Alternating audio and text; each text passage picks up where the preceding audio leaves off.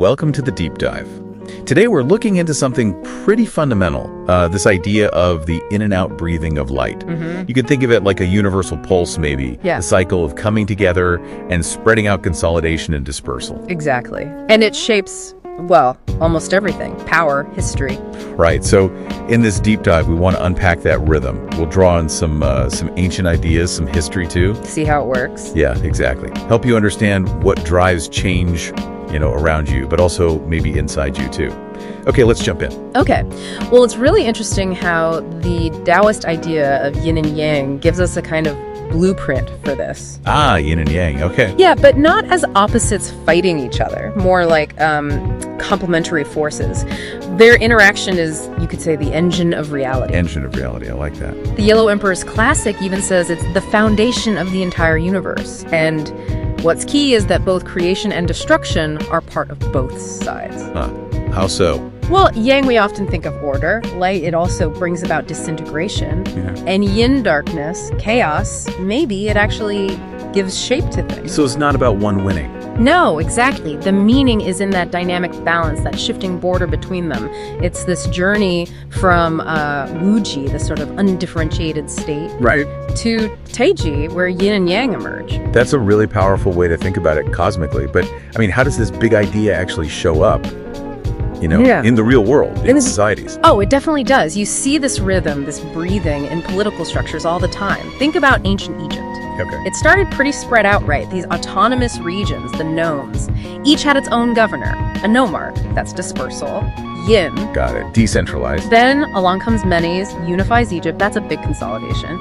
Yang, central power under the pharaoh. And did it stay that way? No, that's the thing. History shows these cycles. Strong pharaohs, central power holds. Then weaker periods, and the nomarchs get powerful again. Things fragment. Back to dispersal. Yeah.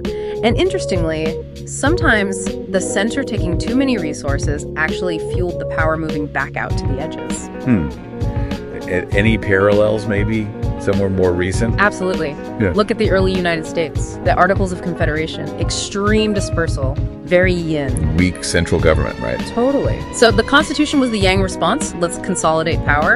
And since then, crises, think Civil War, Great Depression, they always push towards more centralization. But people push back too. Sometimes, yeah. Movements like New Federalism tried to push power back to the states. It's that constant tension, that push and pull. It's really fascinating, that same pattern across thousands of years. Consolidation often seems like this practical fix when things get messy and decentralized systems can't cope with a crisis. It often is. But what about individuals, when leaders themselves become the focus of this consolidation or the reaction against it? That's a great point. Leaders and their legacies really illustrate this. Julius Caesar, for example, a classic figure of political consolidation, right? Definitely. Centralized everything, became dictator. Dictator perpetua, yeah. Dictator for life. So his assassination by the liberators, that was a clear yin reaction, trying to restore the republic. But it didn't work. No, it backfired completely, led to more chaos, and ultimately the Roman Empire. It showed that, killing the man didn't kill the blueprint for consolidation. Wow. Okay, so that's political consolidation. Is it always like that? Not always. Contrast Caesar with Akhenaten in Egypt. His was a spiritual consolidation. Very radical. The one who tried to make everyone worship one god, Ekhen. Exactly. He tried to impose the single deity on a very complex, multi-layered spiritual system. This wasn't just politics. It felt like an attack on their identity, their core culture. And how did that go? Catastrophic failure. As soon as he died, there was this swift backlash, a yin resurgence. Everything went back to how it was before, pretty much. So that suggests a key difference then. I think so. Political structures might consolidate, maybe even need to sometimes. But deep-seated cultural or spiritual identity, that seems much more resistant to being forced into one mold from the top down. That's a powerful point. Political power versus cultural identity. So we've talked societies, leaders. Yeah. How does this breathing cycle play out inside us on the personal level? Well, it resonates deeply within our own consciousness, our own souls. Think about Christ, for instance. Caught between massive forces, right? Roman political power, the established religious system. Difficult position. Absolutely. But his path, nonviolent resistance, self-sacrifice that looked like dispersal, like weakness in worldly terms, But paradoxically, it led to this incredibly powerful spiritual consolidation that eventually reshaped the Roman Empire itself. So consolidation doesn't always mean outward force? Not at all. True spiritual consolidation can come from a kind of inner yielding, almost. But there's a darker side, too, when consolidation is imposed harshly, destructively. Like colonialism. Exactly. Using ideas like race to dehumanize, to justify domination. That kind of pathological Yang narrative creates what you could call a fractured self. Yeah. Deep internal conflict, cognitive dissonance. Within individuals and whole communities. Yes, and it leaves scars, real lasting intergenerational trauma from that forced, unbalanced consolidation.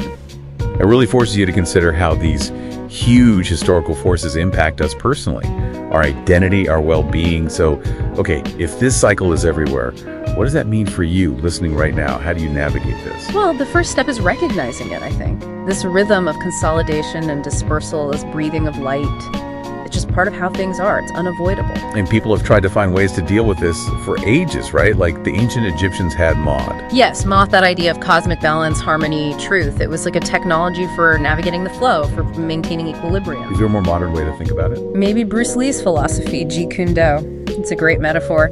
He said, using no way as way, having no limitation as limitation. Be like water. Precisely. Adaptable, fluid, not rigid, not trying to force things into one state or the other, but flowing with the changes. So the challenge isn't about fighting the flow or picking a side between consolidation and dispersal. Not really. It's maybe about finding your own way to write it. Bruce Lee also said something crucial. Research your own experience. Absorb what is useful.